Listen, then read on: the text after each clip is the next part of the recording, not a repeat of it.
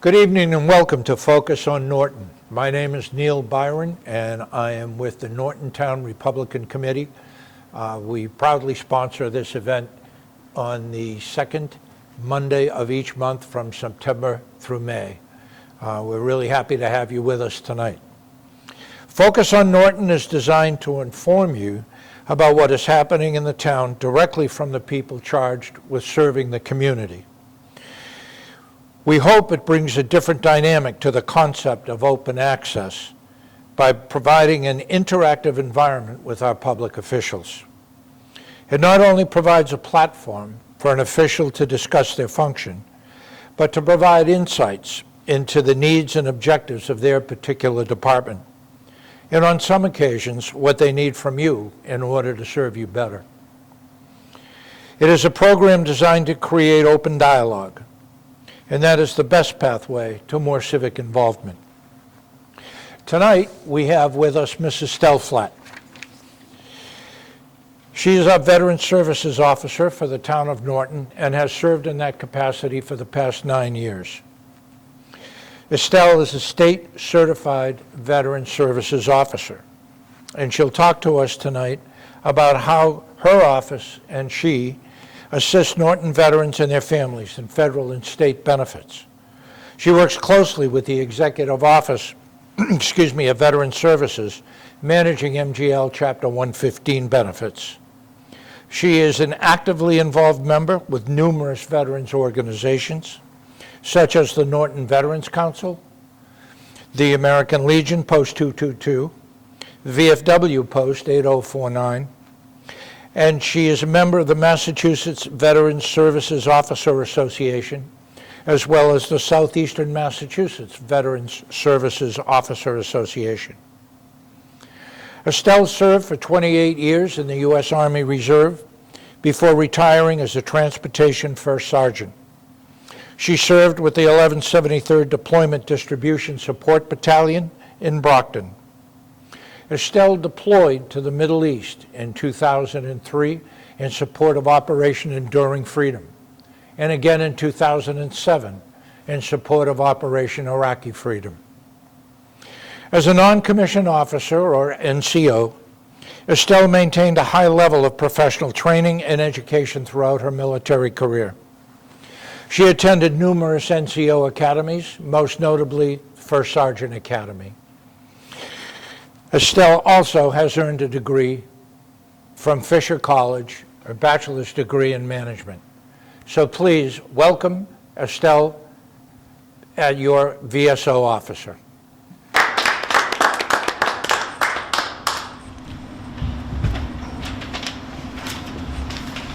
If everyone would like to join me in the Pledge of Allegiance, please stand.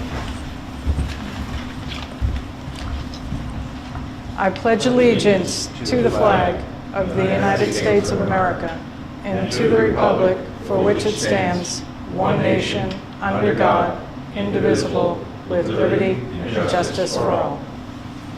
Thank you. Good evening. Again, I'm Estelle Flett, Norton Veterans Officer. I'd like to thank the Norton Republican Committee for having me here tonight to share a little bit about what my office does. I've thought for the last couple of weeks, honestly, about what to say, how the Norton Veterans Office actually helps our local Norton veterans. I had a list of some big things, little things in between, and I decided today that I'd like to just say, what don't we help our Norton veterans with? I work with everybody regarding the simplest from, VA IDs, VA healthcare. I work with widows and families for the burial of veterans. I file numerous service-connected disability claims that bring in a lot of revenue into our community. I help a lot of folks come out of a financial crisis by filing for service-connected disabilities. The money can sometimes be as minute as $162.55 for 10% disability, but that rating provides that individual with VA health care, provides them with a real estate tax exemption, and numerous discounts, as well as access to a commissary. So those claims are important, and we do a fair share out of the Norton office. My main purpose and focus will always be Chapter 115. I gave everyone a little bit of gave everyone a handout because this is an important piece of what I do. My position is mandated by the state of Massachusetts to come and manage this program for veterans and widows in need. The idea behind it is simple, based on financial need. If you are a single household with a gross monthly income of $2,265 or below and assets of $8,400 and below, you can be eligible for some great support. Married couples as well. Again, on the handout, I've made sure that I've included the income and asset. I also publish the income and asset eligibility in the Senior Center newsletter. That is at the top of every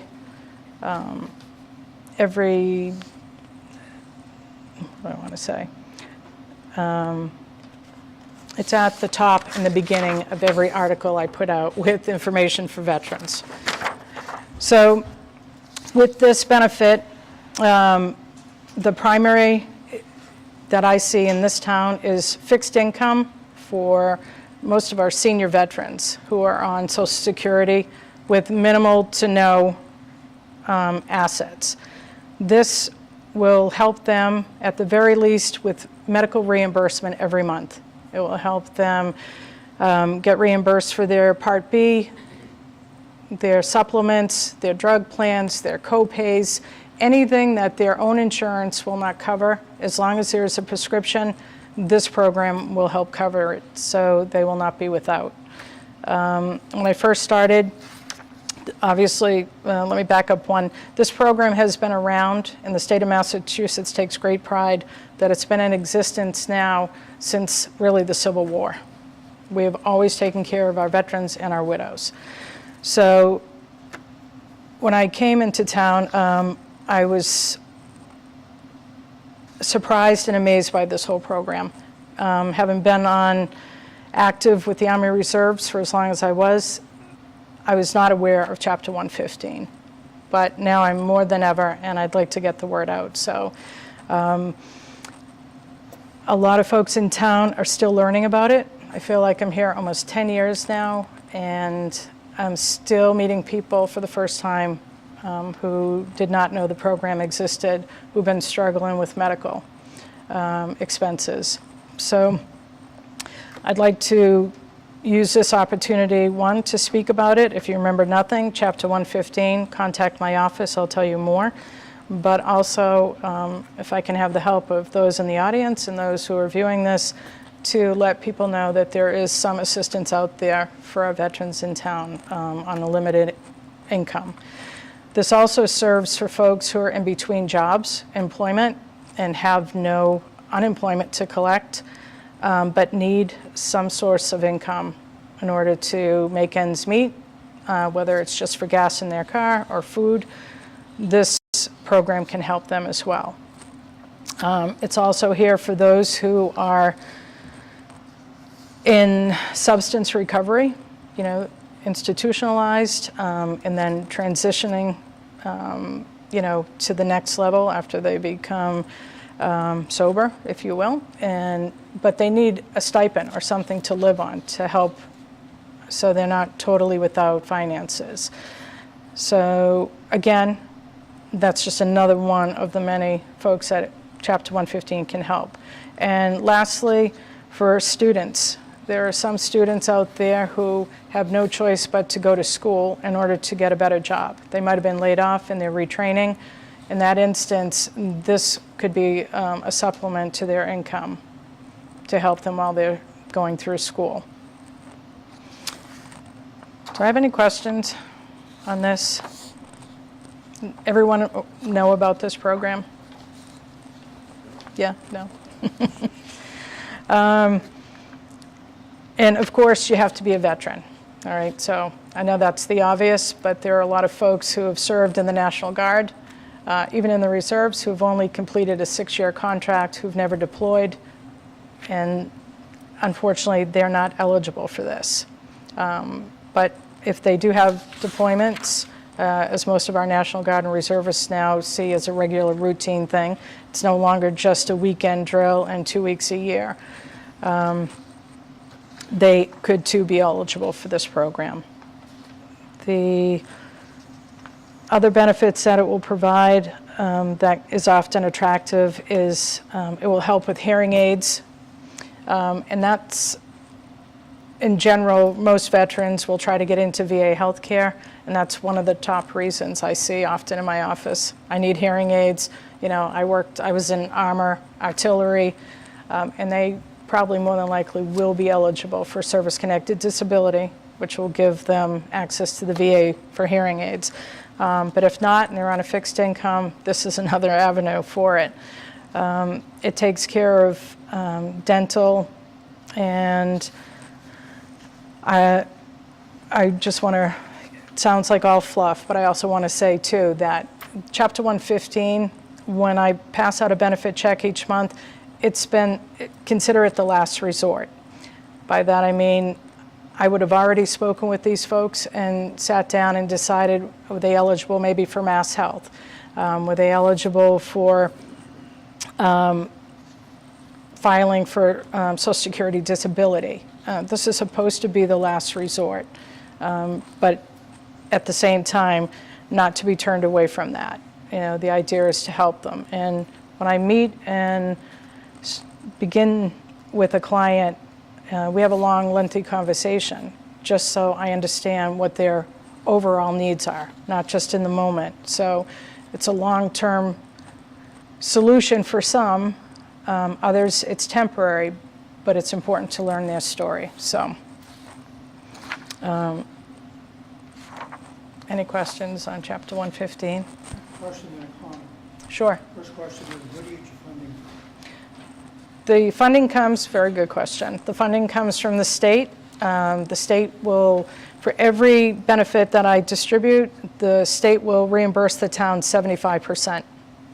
So last year, I spent $152,663, and of that, we had $114,000 returned to the town. So the town's contribution to this great program, for many, is 25%. And that is important. What the state does and what I'm mandated to do is to do two reviews every year of my clients to see if any of their income, assets, situation has changed. Can I find another resource for them? But it's my responsibility to do the due diligence to make sure that I'm paying them fairly and that we are receiving our 75% from the state. If I don't audit this on a monthly basis and then provide those two reviews annually, the town forgoes and does not receive their 75%. Knock on wood, I'm happy to say, in my 10 years almost, we've gotten back everything that we were entitled to. I'd like to comment that my over 30 years working in various committees and boards in the town of Norton, I've worked with about half a dozen different veterans agents, and I have to say you by far have exceeded any expectation we've ever had for any of our veterans agents. You're there for them 7 days a week. People need to know this. You know, you're not paid enough. You're there 7 days a week. You do a great job. We serve on Thank a you. couple of different committees together. Yes. And you're always there, always on time. And I think people need to know just how much of a sacrifice you make and your family makes, trying to service all these veterans we have in town. Yeah. And I know that you're always out there looking for something. I know you're always out there, if something becomes available, you go for it, where you can I just try. sit back and just let that happen. So I want to thank you for everything you're doing to the veterans, for the veterans. Thank And you. I think you do a great job. Thank you. And thank you for always supporting the veterans. Bob always comes through. He's always, I can help. He's there in a minute, and has been since I started just about 10 years ago. So thank you. So chapter 115, that's where we are. And I think I'll end on the note that as many folks as I've worked with, when I came into the town, I walked into about 46 clients, a little bit more for the married couples, but today I'm probably steadfast at about 25. And that will look like, oh, why? What happened? You're not getting the word out. Actually, just the opposite. Again, I told you this is the last resort. So some of these folks who are on these benefits actually were eligible, to put in a claim, or some of them were eligible for the Mass Health Buy-In, which is a program that will help reimburse your Part B and take care of your drug coverage or premium. So there were a lot of reasons why folks have come off the benefits, other than moving out of town, passing away, or just getting a better job, finding the means out there. So I like to think it's a full service program because I put my heart and soul into it. I know my clients, I don't want to say the wrong word, but intimately, in that I know what their needs are. And I don't just give them a benefit check each month and forget about them until next month. So I appreciate the program and all that it stands for. VA benefits. Do I have any veterans in here other than? Okay. So VA benefits are endless in one breath. And a lot of them are financially or needs-based. If you're in need, there's benefits out there.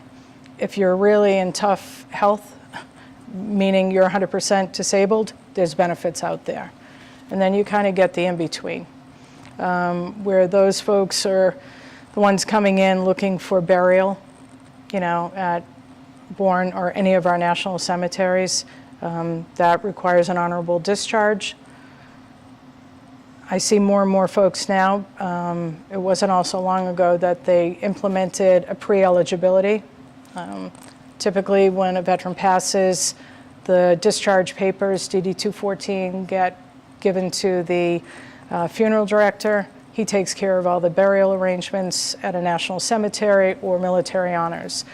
A lot of people now are trying to get peace of mind, make sure they have their affairs in order so their family doesn't have one more thing to think about. So they're applying for pre-eligibility. They get a certificate number, and the hardest part is already done. They know that they're eligible to go in, and that just gets passed off to the funeral home or whoever is taking care of the arrangements. That's become very popular, so I see a lot of people stop by my office for that. Another benefit is also with education benefits. They continue to change. They've improved a lot. When I last was in uniform, just before retiring in 2009, they came out with a program post 9/11 GI Bill, and that allows folks to, at that point, to turn over your benefits to your children. And it has since improved that it used to have a time span of 15 years, but now it's indefinite. So education benefits have really improved. People are always inquiring about that. One of the big things I tell people, tell your friends before they come out of uniform, you have to make the transfer to your dependents before you leave the military. So one of the caveats, a lot of people come out very disappointed. So.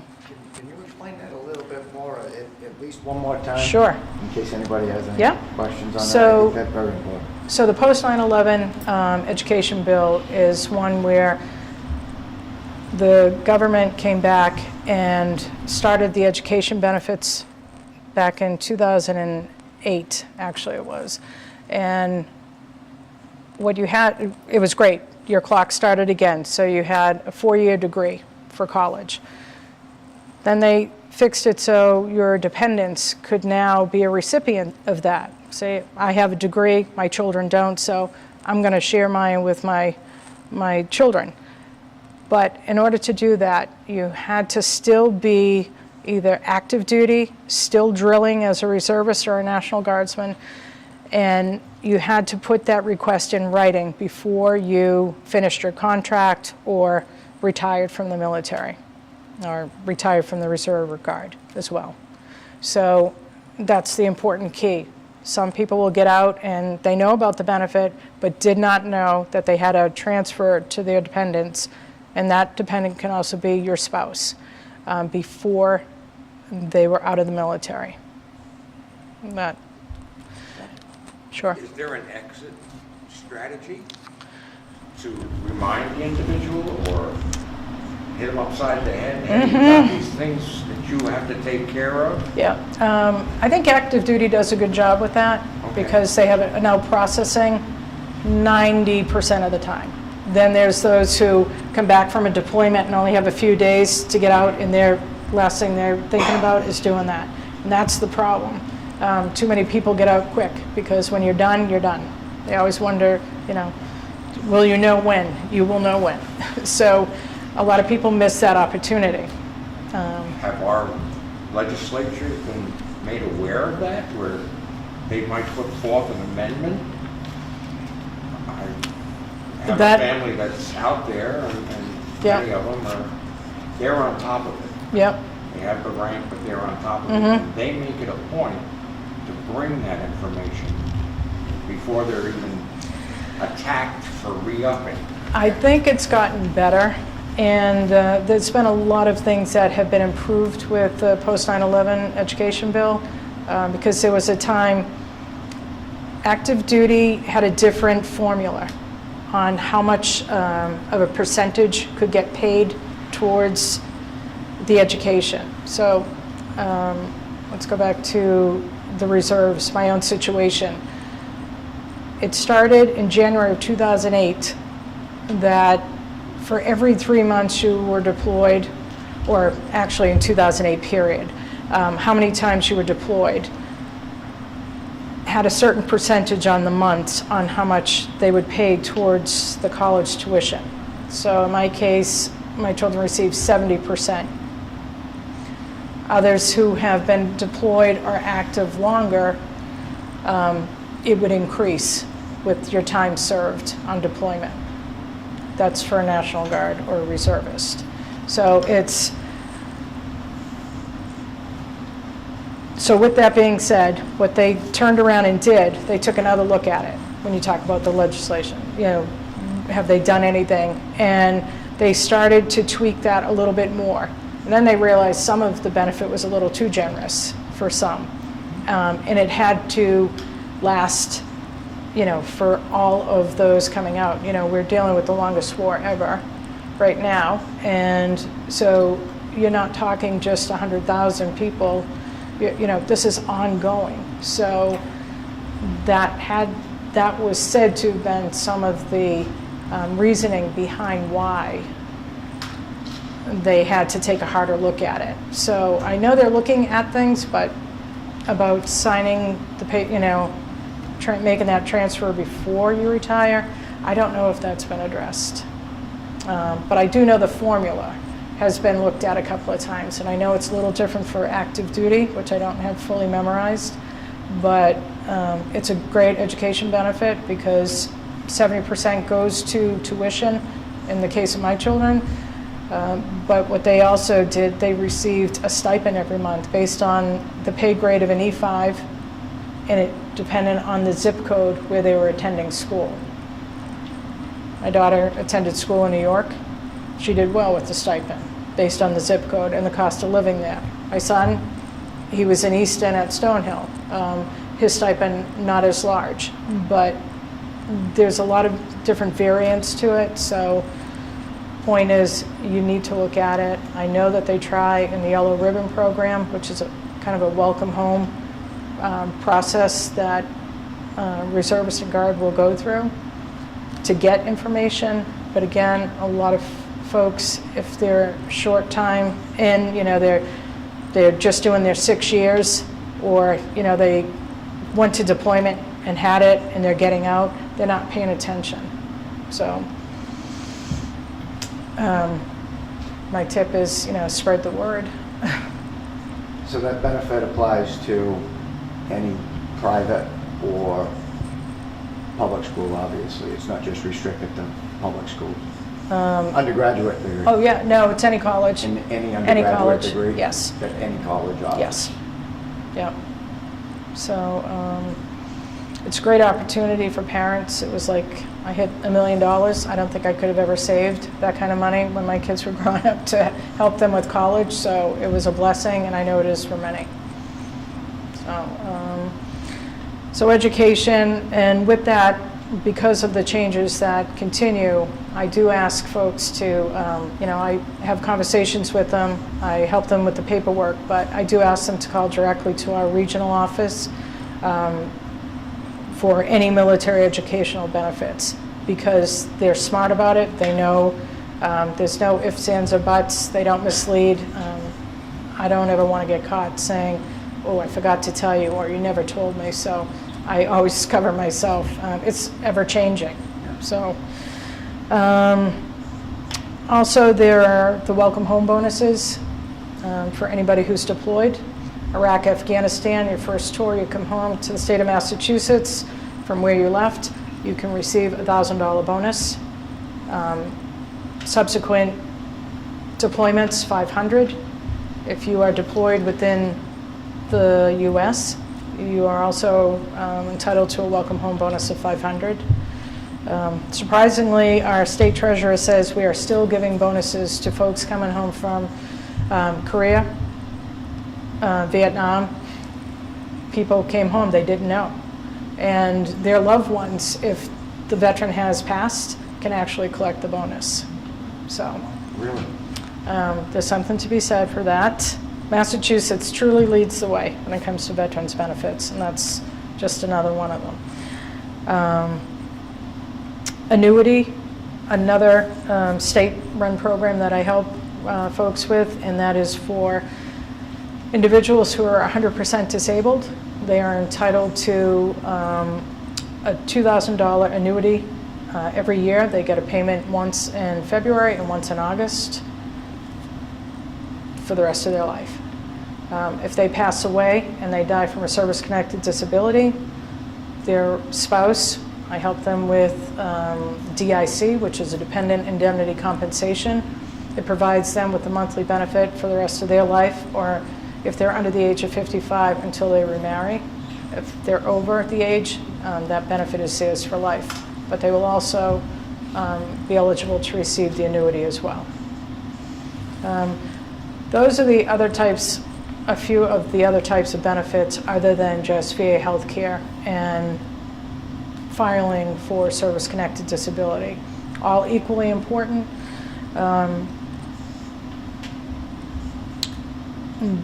But unfortunately, too many of them are forgotten. So when people come to my office, I go through kind of like a checklist. You know, if I've met them for the first time, if they come in, they've started a claim or benefits elsewhere, I have to kind of catch up and go over everything because all too often other VSOs or other service officers from wherever have accidentally forgotten. You know, there's a lot of information to hand out to people when they come in, and you try to fit it all in, but sometimes things get overlooked, so that's important.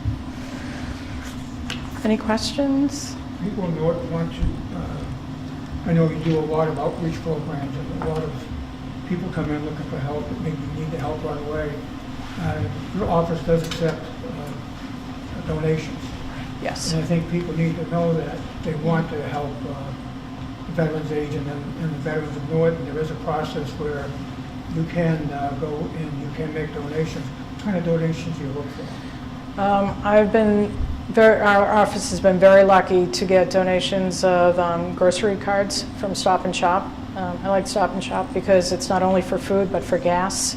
And gas has been, a big topic for everybody these days. So I have that. I have strictly cash donations that have been helpful. I've helped folks with a fridge or rent or, paying a bill, something, a one-time bill, because not everybody is eligible for the bulk of benefits, but at the same time, every now and again, somebody needs a hand up, right? So those benefits have come in handy. Most recently, I'm happy to say, in the last newsletter, I put out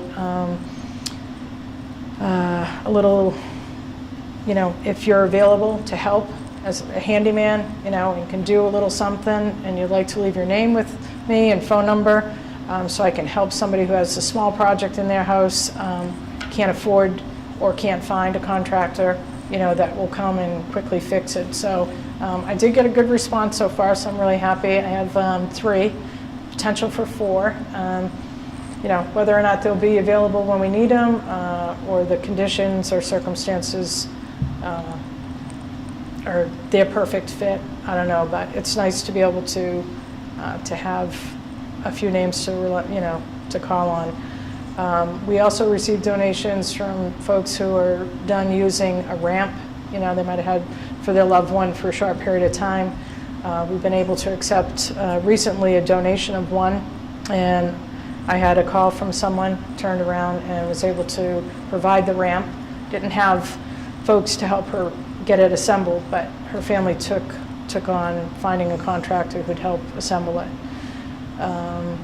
I think I have a couple of stair lifts that people used for a short time. I think I have one that was almost brand new, and unfortunately someone passed, but if anyone should call on that. Again, it's getting it installed, but I feel like we're half the battle. So those types of donations have been coming into the office for me now since I started, and have made a difference for people. Let's see what I have. So jump around a little. I'd like to mention the PACT Act before I kind of move on. PACT Act is recently, as of August of this year, it now addresses a lot of issues and health issues for folks who served burn pits, Iraq, Afghanistan, numerous places that we've served on deployments, and they being the VA, are acknowledging these health issues and conditions. These folks are now able to complete and file for service-connected disability.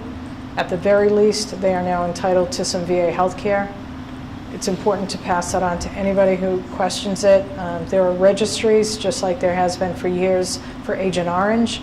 Now we have it for burn pit exposure and those toxins as well. That PACT Act not only addressed that, but can you believe all these years later for Vietnam, they have added to the presumptive list again. The most notable is hypertension after 50 plus years, but they're realizing that is, how do I want to say, there's relevance in that, especially because of ischemic heart disease. We all know high blood pressure can cause strokes and countless other health problems, but they have put a label on it now for hypertension. The disappointing part for many, again, the VA, they acknowledge it, that there's a problem, and they also are trying to ensure that people receive medical help, but most people are not being compensated monetarily. I'd say most of the ratings that I've seen so far are 0. But 0 does not mean denied. It means you have VA health care, and that's what they wanted to ensure, that people were taking care of their health. But if people have any questions on the PACT Act, it covers a lot of new locations. I would highly suggest that, give the office a call. Be happy to meet with you and talk about your situation. Okay. Also, as a reminder, I'd just like to note that March 29th is National Vietnam War Veterans Day, remembering all those who served in Vietnam.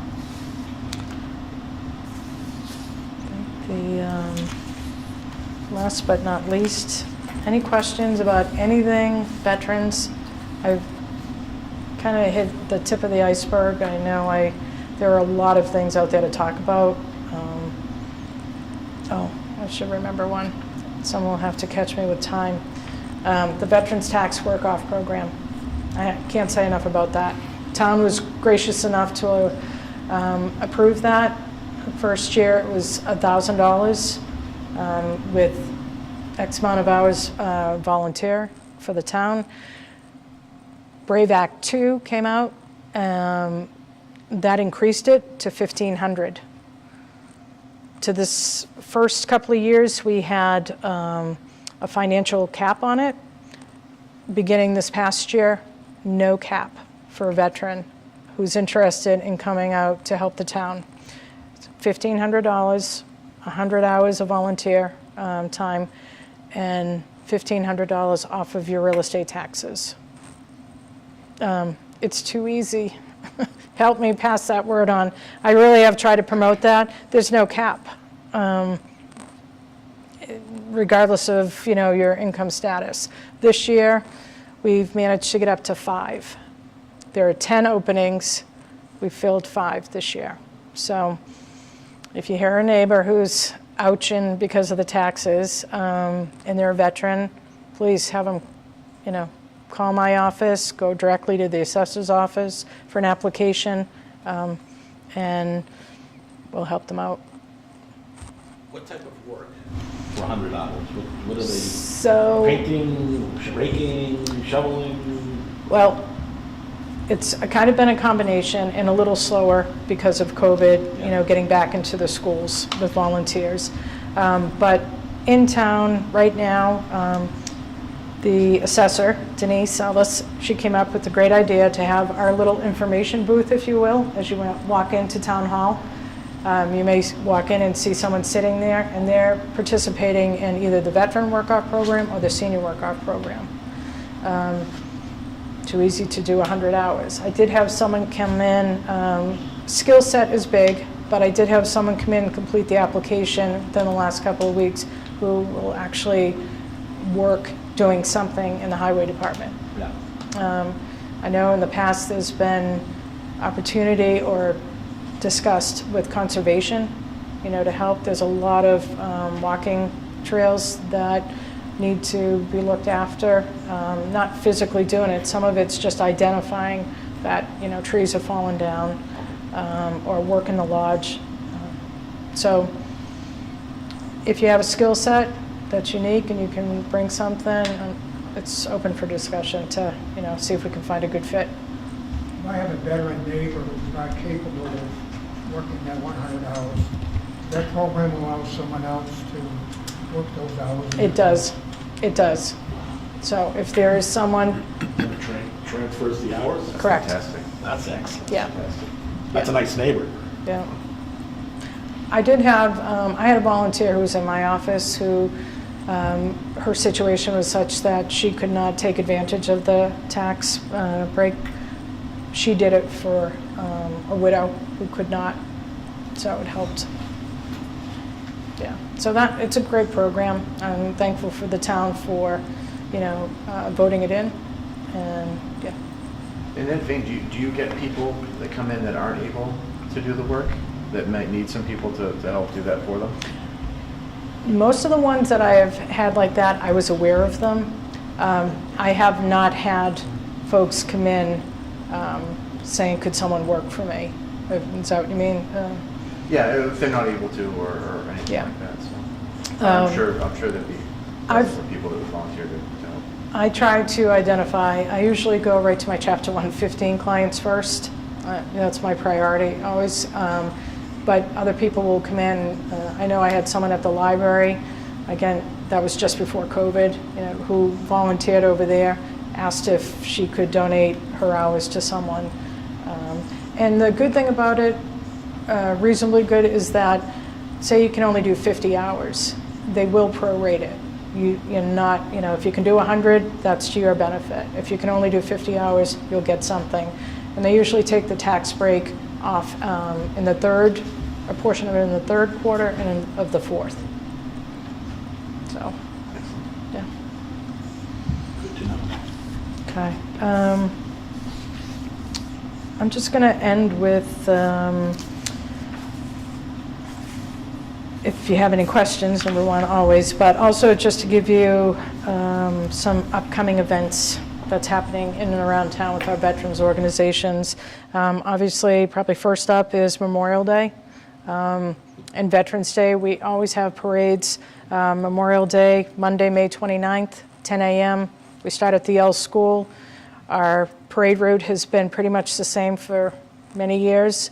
It's the same on Veterans Day. We, let me see, we have that coming up. And one of the great things right now, Roger Marsan, Bob Kimball, Dave Dumont, a number of folks built a veterans float.